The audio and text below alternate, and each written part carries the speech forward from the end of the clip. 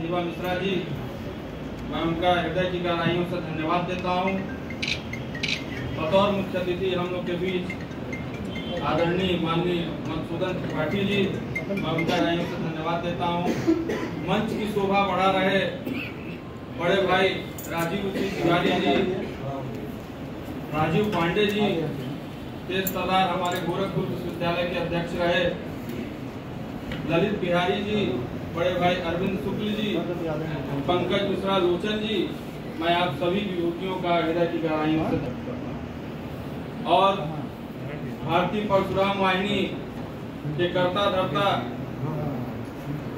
कहा जाए, उसके अगर ये कहा जाए तो अतिशयोक्ति नहीं होगी। संस्थापक के रूप में बड़े भाई अरविंद पांडे जी, पुनीत त्रिपाठी जी, नारायण दत्त पाठक जी, हमारे अति प्रिय छोटे भाई अभिजीत पाठक जी, आप सबका यह जो प्रयास 2 वर्षों से चल रहा है। पिछले वर्ष तो मैं आ नहीं पाया, तबीयत नहीं ठीक थी, जब वो बार काउंसिल में हुआ था सर, उस समय मैं आ नहीं पाया था।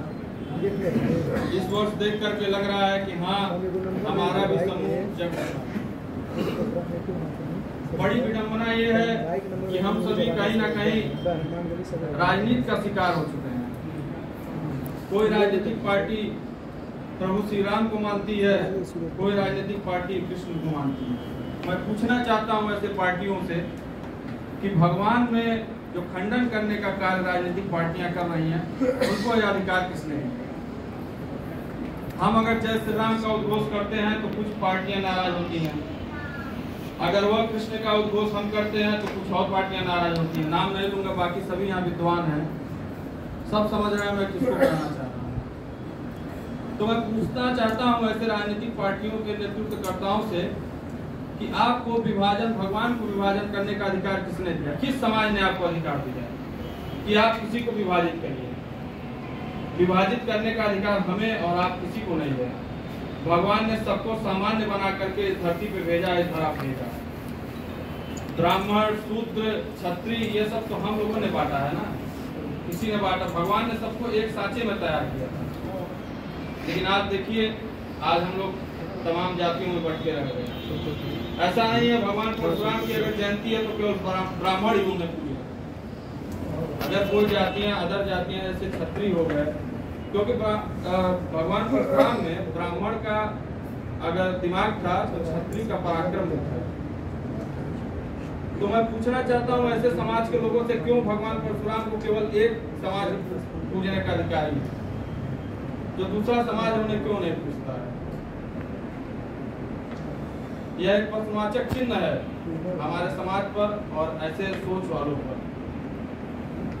परशु जो प्रतीक होता है वो पराक्रम का होता है, राम जो होते हैं सत्य और सनातन के प्रतीक। इन दोनों को अगर मिलाया तो परशुराम बनेंगे। और मैं आपको बताऊं, माता रेणुका के पुत्र परशुराम 5वें पुत्र थे।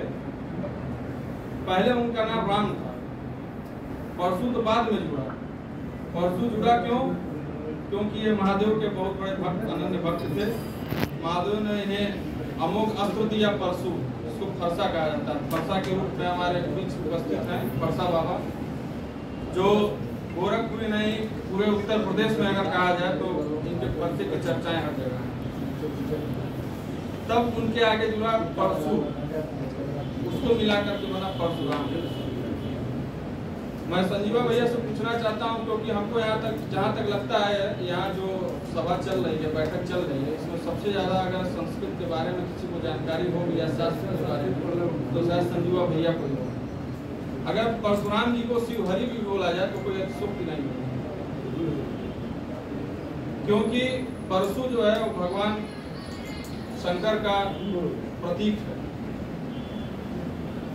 परशु प्लस राम, शिव प्लस हरि, भगवान विष्णु के छठे अवतार जिसकी आज हम लोग जन्मोत्सव मना रहे हैं,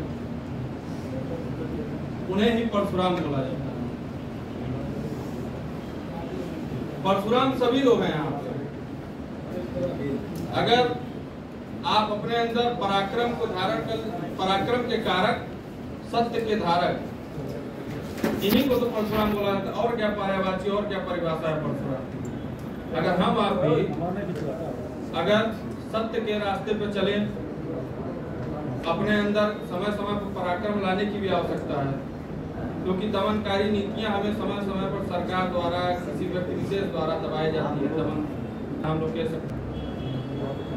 मैं आपको बताऊं, गोरखपुर विश्वविद्यालय में हम लोग के संघर्ष के